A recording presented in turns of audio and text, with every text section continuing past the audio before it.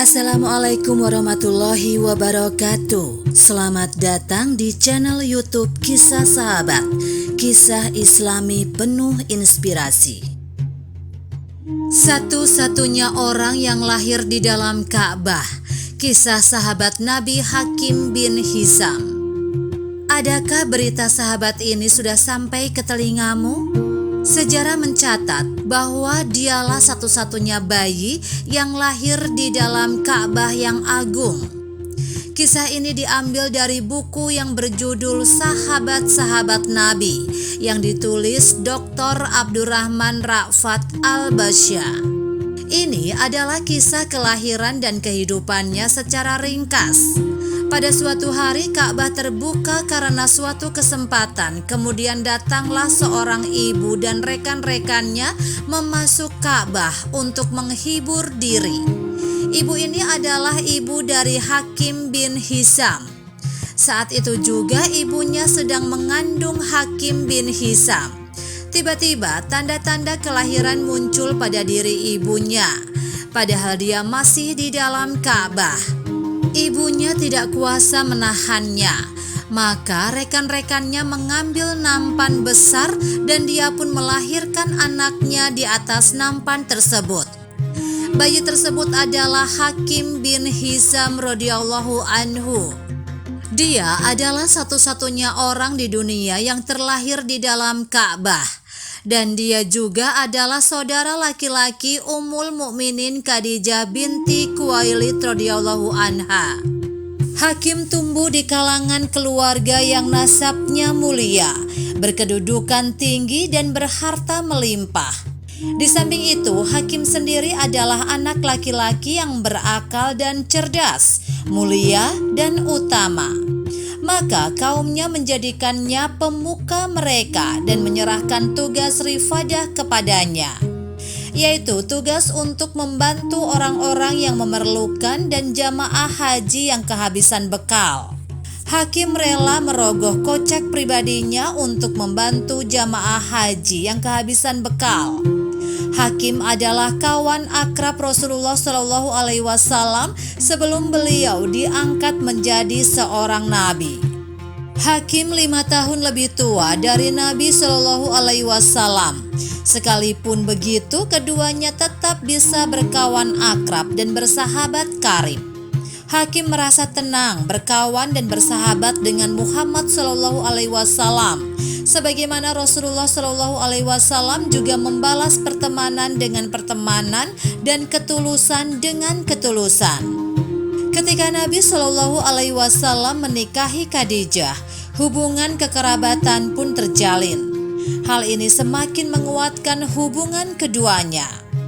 Meski begitu, ada sesuatu yang membuat semua orang terheran-heran karena Hakim baru masuk Islam ketika terjadi Fathul Makkah atau penaklukan kota Makkah, di mana saat itu Rasulullah Shallallahu Alaihi Wasallam telah diutus menjadi seorang nabi selama lebih dari 20 tahun. Mungkin tidak hanya kita yang terheran-heran atas keterlambatan Hakim bin Hizam masuk Islam. Beliau juga heran atas keterlambatannya masuk Islam. Bahkan setelah masuk Islam dan menjadi seorang mukmin yang soleh dan telah mencicipi manisnya iman, dia langsung menggigit jari penyesalan atas setiap saat dari usianya yang dia habiskan dalam keadaan musyrik kepada Allah Subhanahu wa Ta'ala dan mendustakan utusannya. Anaknya pernah melihatnya menangis. Dia bertanya, "Apa yang membuatmu menangis, wahai ayah?" Dia menjawab, "Banyak hal. Semuanya membuatku menangis, wahai anakku. Pertama, keterlambatan Islamku sehingga aku kehilangan banyak peluang emas dalam jumlah besar. Sampai-sampai kalau aku menafkahkan emas sepenuh jagat, niscaya aku tidak bisa menutupinya. Kemudian Allah Subhanahu wa Ta'ala menyelamatkanku di perang Badar dan Uhud, sehingga aku berkata kepada diriku, aku tidak akan membantu orang-orang Quraisy untuk melawan Rasulullah Shallallahu Alaihi Wasallam, dan aku tidak akan meninggalkan Makkah. Namun kenyataan aku tidak bisa menghindar untuk kembali membantu orang-orang Quraisy. Kemudian setiap kali aku hendak masuk Islam, aku melihat sisa-sisa orang Quraisy. Mereka lebih tua dariku, mereka lebih terhormat dariku, dan mereka tetap berpegang kepada agama jahiliyah yang selama ini mereka pegang. Maka aku mengikuti mereka dan meneladani mereka. Seandainya aku tidak melakukan hal itu, yang mencelakakan kita hanyalah sikap mengikuti para leluhur dan pemuka kita. Lalu aku tidak menangis, wahai anakku.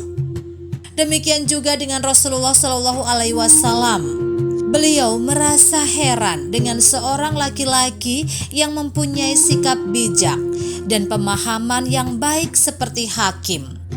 Mana mungkin Islam samar baginya, dan beliau berharap kepadanya dan kepada orang-orang yang sepertinya agar segera masuk ke dalam agama Allah Subhanahu wa Ta'ala. Di suatu malam sebelum Fathu Makkah, Nabi Shallallahu Alaihi Wasallam bersabda kepada para sahabat radhiyallahu anhuma, "Sesungguhnya di Makkah ada 4 orang. Aku sangat mengkhawatirkan kekufuran mereka dan mengharapkan keislaman mereka." Para sahabat bertanya, "Siapa mereka, wahai Rasulullah?" Nabi menjawab, "Attab bin Usaid, Jubai bin Mut'im, Hakim bin Hizam, dan Suhail bin Amir." Dan Allah Subhanahu wa Ta'ala berkenan melimpahkan karunia-Nya kepada mereka. Mereka semuanya masuk Islam. Hakim bin Hizam masuk Islam, maka Islam menguasai akalnya. Dia beriman, maka iman menyatu dengan darah dan hatinya. Dia bersumpah atas dirinya sendiri untuk melebur semua sikap yang diambilnya di masa jahiliyah dan semua nafkah yang dia keluarkan demi memusuhi Rasulullah Shallallahu Alaihi Wasallam dengan jumlah yang berkali-kali lipat. Hakim memenuhi sumpahnya. Di antara buktinya adalah kepemilikan Darum An-Nadwa jatuh ke tangannya. Sebuah rumah yang terhormat yang bersejarah. Di sana orang-orang Quraisy bermusuhan menentukan langkah-langkah di zaman jahiliyah. Di sana para pemula dan para pembesar Quraisy menyusun makar jahat kepada Rasulullah Shallallahu Alaihi Wasallam. Maka Hakim bin Hizam ingin berlepas diri darinya. Maka dia menjualnya dengan harga 100.000 dirham. Maka seorang anak muda Quraisy berkata kepadanya, "Paman, engkau telah menjual kebanggaan orang-orang Quraisy." Hakim menjawab, "Mana mungkin, wahai anakku, seluruh kebanggaan telah lenyap, yang tersisa adalah ketakwaan. Aku tidak menjualnya kecuali karena aku ingin membeli dengan harganya sebuah rumah di surga. Aku menjadikan kalian sebagai saksi bahwa aku meletakkan harganya di jalan Allah Subhanahu wa Ta'ala."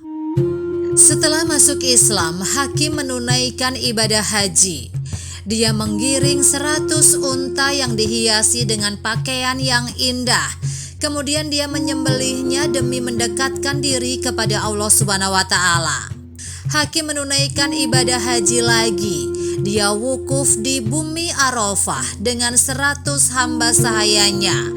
Dia mengalungkan segenggam perak di leher masing-masing hamba sahayanya yang bertuliskan, "Merdeka karena Allah wa Jalla," dari Hakim bin Hizam. Kemudian Hakim memerdekakan semua hamba sahayanya. Di hajinya yang ketiga, Hakim menggiring 1000 domba. Benar 1000, dia menyembelihnya di Mina dan membagi-bagi dagingnya kepada fakir miskin dan kaum muslimin demi mendekatkan dirinya kepada Allah Subhanahu wa Ta'ala. Kemudian setelah perang Hunain, Hakim bin Hizam meminta bagian dari harta rampasan perang kepada Rasulullah Shallallahu Alaihi Wasallam.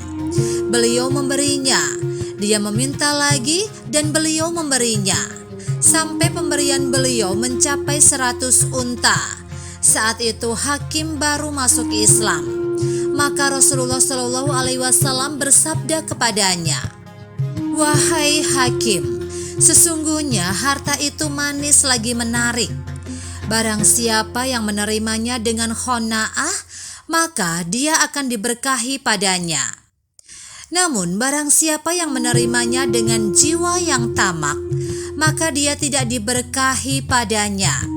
Dia seperti orang yang makan tetapi tidak pernah kenyang. Tangan di atas lebih baik dari tangan yang di bawah."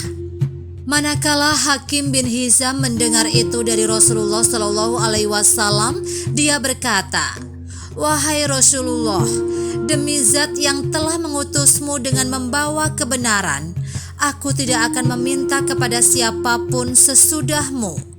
Aku tidak akan mengambil apapun dari siapapun sampai aku berpisah dari dunia." Hakim memenuhi sumpahnya dengan sangat baik. Di zaman Abu Bakar As-Siddiq, Abu Bakar mengundangnya lebih dari satu kali untuk menerima jatah pemberian negara kepadanya, namun dia tetap menolak.